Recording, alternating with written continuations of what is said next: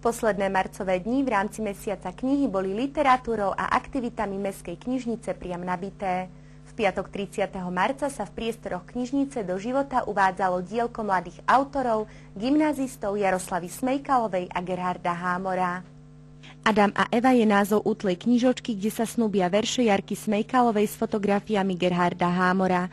Na prezentáciu svojej prvotiny si pozvali rodičov, spolužiakov a za krstných rodičov dielka pozvali literátov Nóru Barátovu a Pavla Hudáka. Najprv boli fotky a potom vznikali básne.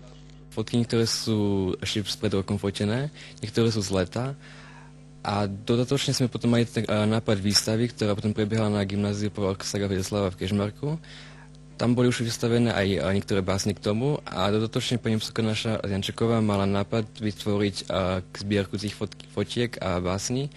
A nakoniec sme dali dohromady ešte raz toľko básni, to je 4, potom sa vzniklo číslo a sú to teraz knižne publikované.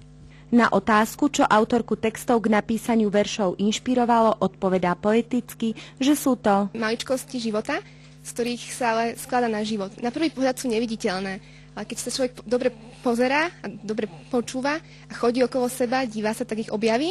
A keď sa dajú dokopy, tak vlastne pochopí, že je to určitá filozofia, ktorou sa môže riadiť a ktorú môže objavovať a to robí náš život krajším. Publikované fotografie sú zhotovené digitálnou technikou.